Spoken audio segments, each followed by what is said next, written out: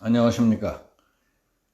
원로 언론인 장석영 선생이 6.25 71주년을 맞아 10살 나이에 집안이 겪었던 6.25 남침 전쟁의 참극을 되새기는 글을 보내왔습니다. 잔잔한 가운데 오늘날 우리의 풀어질 대로 풀어진 안보의식을 되돌아보게 하는 글에 공감했습니다. 그 내용을 전해드리겠습니다. 1950년 북괴의 기습 남침으로 6.25 사변이 터지자 서울에서 대학에 다니던 석주형은 곧바로 군에 입대했습니다.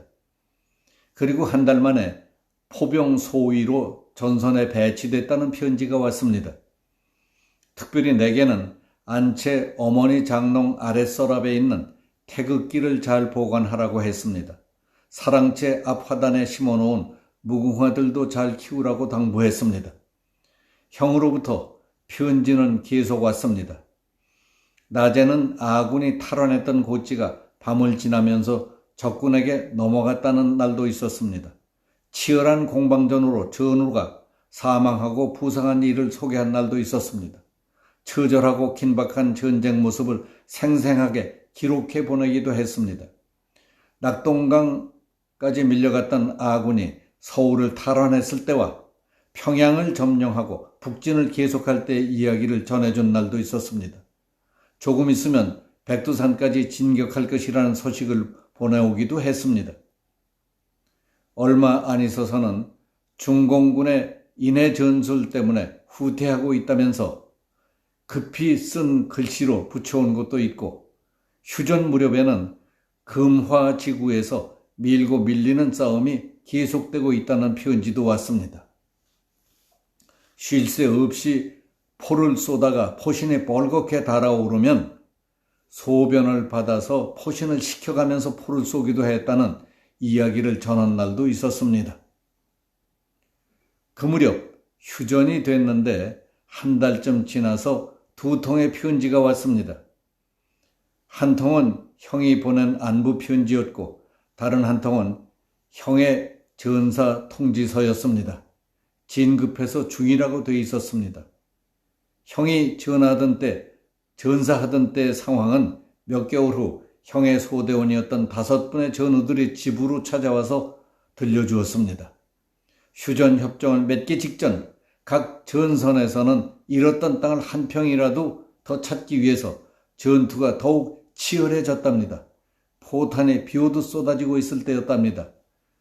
그때 형은 부하들의 만류에도 참호 밖으로 기어나가 직접 적정을 관측하곤 했답니다. 그때 적이 쏜 포탄이 아군의 관측소 부근에 떨어졌고 순간 형은 파편의 왼쪽 다리가 날아갔습니다. 참호 속에 있던 부하 장병들이 달려나와 형을 헛속으로 끌고 들어가 응급조치를 했지만은 소용이 없었습니다. 아군 관측소가 있는 고지가 중공군에 의해 포위되고 있을 때 부하들은 형을 들쳐업고 후퇴하려고 했습니다. 그러나 형은 울면서 자기를 업고 후퇴하다가는 전원이 개죽음을 당하기 쉽다 하면서 권총을 빼들고 부하들의 후퇴를 무섭게 명령했다고 합니다. 그때 상황을 전하던 부하 장병들은 소대장님의 명령으로 우리들이 살아오게 됐다면서 울음보를 터뜨렸습니다. 수많은 우리 젊은이들이 이렇게 나라를 지키다가 전선에서 죽어갔습니다.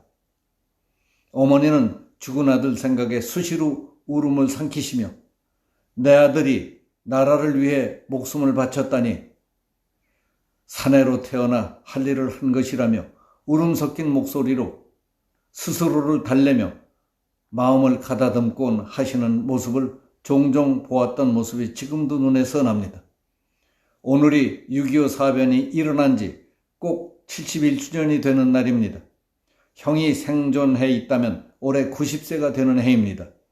이처럼 6.25가 우리에게 남겨준 피해와 상처는 너무 크고 깊었습니다.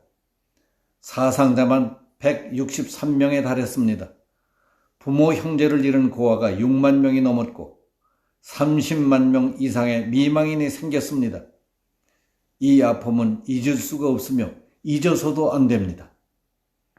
10년 전 6월 6.25 전상 용사였던 또 다른 형이 86세를 일기로 작고해 대전 현충원에 모셨습니다. 금화 전투에서 전사한 형의 유해는 아직도 발굴이 되지 않아서 현충원에 안장하지 못했습니다. 우리는 그때의 아픔을 딛고 다시 자유민주주의 국가를 반듯하게 세웠습니다.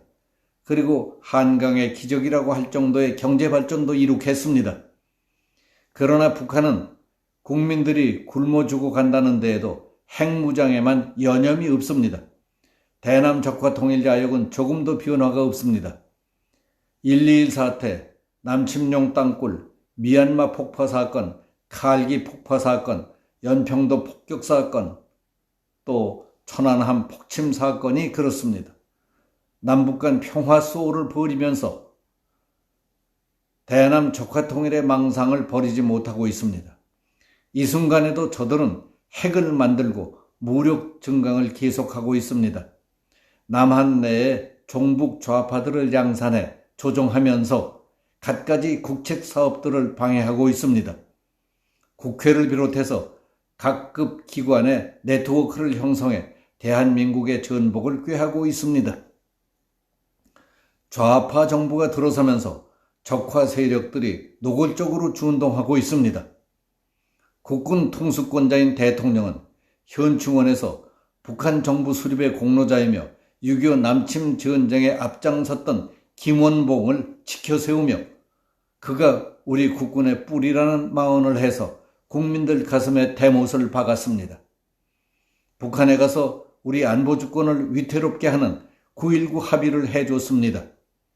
엊그제 타임지와의 인터뷰에서는 김정은은 매우 솔직하고 열정적인 사람이며 강한 결단력을 가진 사람이라고 추켜 세웠습니다. 6.25 71주년인 25일에는 아예 기념식에도 불참했을 뿐만 아니라 그렇게 열심히 하던 SNS 메시지 하나도 올리지 않았습니다. 이에 대해 네티즌들은 우리 국군 통수권자인 대한민국 대통령이 맞느냐 하는 원성이 자자합니다. 문 대통령은 6.25 71주기를 코앞에 두고는 전쟁의 원흉인 김일성과 김정은에 대해서는 타임지를 통해 그토록 칭송해 호국영령을 욕되게 하고 후손들 가슴에 대못을 박았다고 비판하는 사람들이 많습니다. 그러더니 6.25 공산 침략에 맞서서 우리의 국민적 결의를 다지는 6.25 기념일 행사에는 참석조차 않은 이유가 무엇이냐 하는 국민들의 성난 목소리가 들리지도 않습니까? 이래도 되는 겁니까? 혹시 어디가 많이 불편하십니까? 여기서 마치겠습니다. 감사합니다.